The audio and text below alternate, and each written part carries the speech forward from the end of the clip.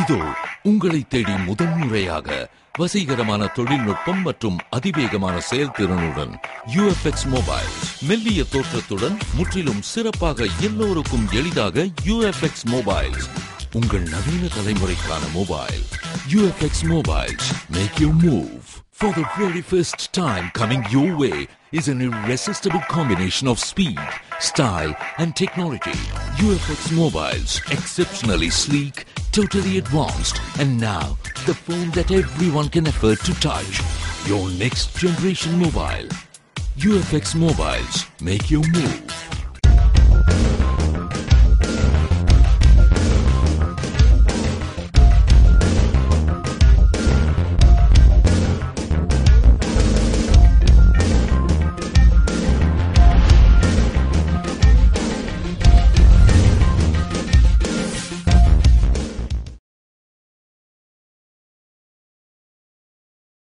வணக்கம்.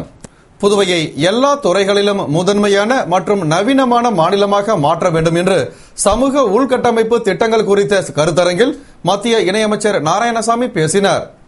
மத்திய தகவல் மற்றும் ஒலிபரப்பு அமைச்சகத்தின் பத்திரிகை தகவல் அலுவலகம் சார்பில் நடைபெற்ற சமூக உள்கட்டமைப்பு திட்டங்கள் குறித்த கருத்தரங்கில் சிறப்பு விருந்தினராக கலந்து கொண்ட மத்திய இணையமைச்சர் நாராயணசாமி பேசுகையில் 12 லட்சம் மக்கள் தொகை கொண்ட புதுவை மாநிலம் கல்வியில் சிறந்து விளங்குவதாகவும் சிறிய மாநிலங்களில் கல்வியில் முதலிடமும் சுகாதார வசதியில் சிறப்பிடமும் பெற்றுள்ளதாகவும் இங்கு தமிழ்நாடு, கர்நாடகம் போன்ற பிற மாநில மக்கள் சிகிச்சை பெற ஜிப்மர் மருத்துவமனைக்கு வருகிறார்கள் என்றும் புதுவை எல்லா துறைகளிலும் முதன்மையான நவீன மாநிலமாக வேண்டும், நாட்டின் வளர்ச்சிக்கு உள்ளூர் ஊடகங்கள் மற்றும் பத்திரிகைகள் முக்கிய பங்காற்ற வேண்டும் என்று பேசினார். விழாவிற்கு தலைமை தாங்கிய ஆளுநர் இக்பால் சிங் பேசுகையில் சிறிய மாநிலங்கள் மற்றும் யூனியன் பிரதேசங்களில் சிறந்த நிர்வாகத்தை தரும் மாநிலமாக புதுவை தொடர்ந்து விளங்கி வருவதாகவும் ஆதார் கார்டு எனப்படும் ஒருங்கிணைந்த பயோமெட்ரிக் ஸ்மார்ட் கார்டு வழங்கும் திட்டம் சிறப்பாக செயல்படுத்தப்பட்டுள்ளதாகவும் ஸ்மார்ட் கார்டு மூலமாக ரேஷன் கடைகளில் பொருட்கள் வழங்கும் பணி வரும் ஏப்ரல் மாதத்தில் துவங்கும் என்று பேசினார். இந்திய அரசின் பத்திரிகை தகவல் அலுவலகம் சார்பில் நடைபெற்ற கருத்தரங்கில் மனித ஆற்றலை முழுமையாக பயன்படுத்தினால் நாடு சிறக்கும் என்று முதல்வர் ரங்கசாமி பேசினார். புதுவை தனியார் ஹோட்டலில் இந்திய அரசின் பத்திரிகை தகவல் அலுவலகம் சார்பில் சமுதாய உள்கட்டமைப்பு என்ற தலைப்பில் நடைபெற்ற கருத்தரங்கின் துவக்க விழாவில் பத்திரிகை தகவல் அலுவலக முதன்மை செயலர் நீலம் கபூர் வரவேற்று பேசிட ஆளுநர் இக்பால் சிங் தலைமையில் மத்திய இணையமைச்சர் நாராயணசாமி வாழ்த்தி பேசினார். மத்திய அமைச்சர் ஜெயராம் ரமேஷ் துவக்கி வைத்த கருத்தரங்கில் முதல்வர் ரங்கசாமி கலந்து கொண்டு பேசுகையில் ஒவ்வொரு நாடும் எல்லா வளமும் பெற்றிருந்தாலும் மனித வளம்தான் முக்கியமானது. அந்த வகையில் நமது நாட்டில் மனித ஆற்றலை முழுமையாக பயன்படுத்தினால் உலகில் மேலும் சிறந்து விளங்குவோம். மனித ஆற்றலை மேம்படுத்த வேண்டியது நம் ஒவ்வொருவரின் கடமையாகும். பிற மாநிலங்களுக்கு முன்னோடியாக சமூக உள்கட்டமைப்பு வசதிகள் புதுவையில் மேம்படுத்தப்பட்டுள்ளது. மனித வளத்தை மேம்படுத்த அரசு எல்லா நடவடிக்கைகளையும் எடுத்து வருகிறது என்று பேசினார்.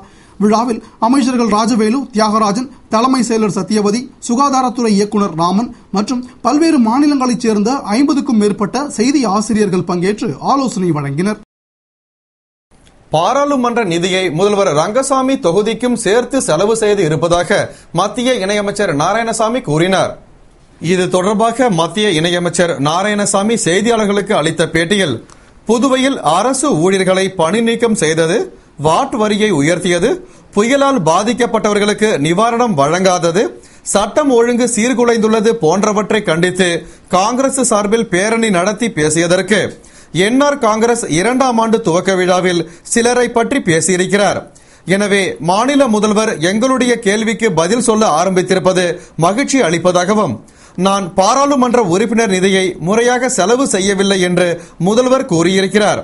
ஆனால் என்னுடைய பாராளுமன்ற உறுப்பினர் நிதியை முதல்வர் ரங்கசாமி தொகுதிக்கும் சேர்த்து செலவு செய்து இருப்பதாகவும், காவல்துறையை நவீனப்படுத்த ஆம்புலன்ஸ் வசதி உள்ளிட்ட பல்வேறு பணிகளை செய்திருக்கும் போது புதுவை வளர்ச்சிக்கு எதுவும் செய்யவில்லை என பேசியது வருத்தத்தை அளிக்கிறதாகவும், புதுவை அரசுக்கு கூடுதல் நிதி பெற்று தந்ததாகவும், சுனாமி சமயத்தில் உலக வங்கியில் கடன் பெற உறுதுணை புரிந்ததாகவும், புதுவையிலிருந்து வெளி மாநிலங்களுக்கு 9 ரயில்களை இயக்க நடவடிக்கை எடுத்ததாகவும், புதுவை மக்களுக்கு நல்ல அரிசி வழங்க வேண்டும் என்பதற்காக மத்திய அரசின் நடைமுறையில் உள்ள இரட்டை அவியல் அரிசியை மாற்றி ஒற்றை அவியல் அரிசி கொண்டு வந்ததாகவும் கூறிய அவர், மேலும் தொடர்ந்து அதிகாரிகளை மிரட்டியதாக கூறும் அவர், இது தொடர்பாக விசாரணை செய்து அதிகாரியிடம் அறிக்கை பெற வேண்டும்.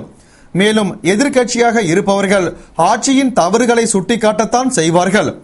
மாநிலம் அமைதியாக இருந்தால்தான் சுற்றுலா பயணிகள் வருவார்கள். ஆனால் இங்கு சட்டம் ஒழுங்கு சீர்குலைந்து விட்டதாகவும் புயல் நிவாரணமாக 75 கோடி மத்திய அரசிடமிருந்து நேற்று வந்துள்ளது. இதற்கு மத்திய அரசு காரணமல்ல, கொடுக்கப்பட்ட நிதியை திட்டமிட்டு செயல்படுத்தாத மாநில அரசுதான் காரணம். மேலும் மாநில அரசு சம்பந்தமாக மத்திய அரசு கூட்டும் கூட்டங்களில் முதல்வர் பங்கேற்றால்தான் மாநிலம் வளர்ச்சி பெறும் என்று கூறினார்.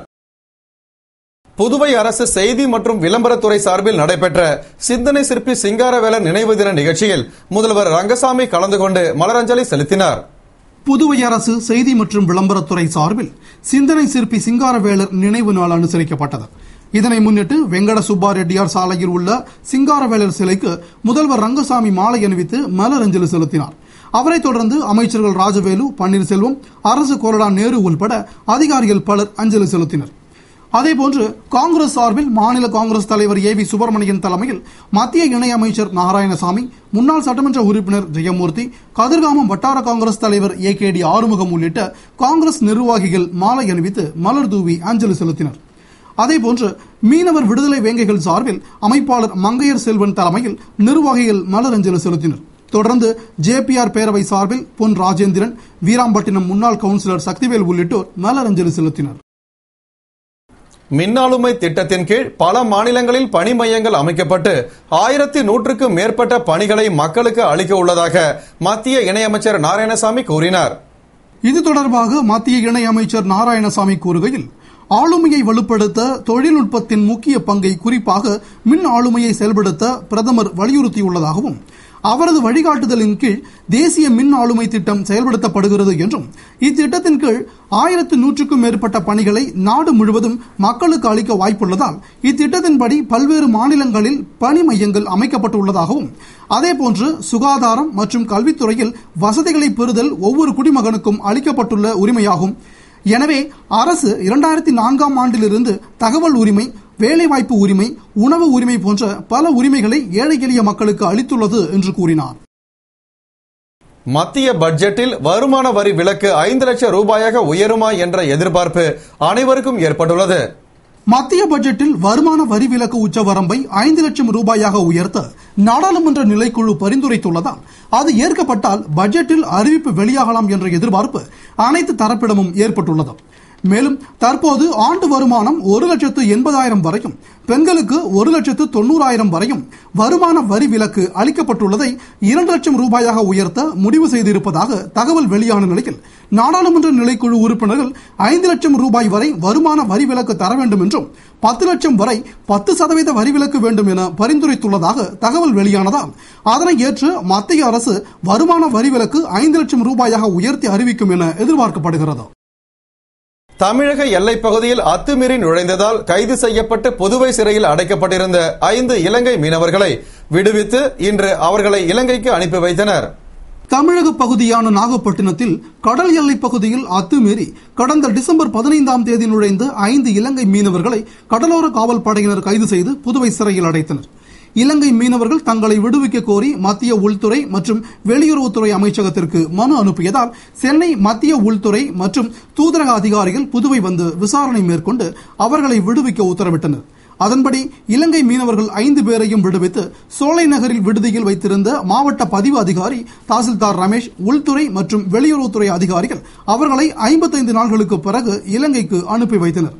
அவர்கள் புதுவையில் இருந்து காரில் சென்னை சென்று அங்கிருந்து விமானம் மூலம் இலங்கை செல்ல உள்ளனர் என்பது குறிப்பிடத்தக்கது. டிசம்பர் மாதம் 15ஆம் தேதி அன்று இந்தியன் கோஸ்ட் கார்டு வந்துட்டு இலங்கை மீனவர்கள் வந்துட்டு இந்திய எல்லையில் மீன் பிடிச்சதால அவங்க அரெஸ்ட் பண்ணிட்டு நம்ம முதலியார்பேட் போலீஸ் ஸ்டேஷன் தேங்காய்த்திட்டில் லேண்ட் ஆனாங்க. அதனால வந்து மேரிடைம் ஆக்ட் 1981 படி அவங்கள முதலியார்பேட் போலீஸார் வந்து கைது செய்து ஜெயிலில் அடைச்சாங்க.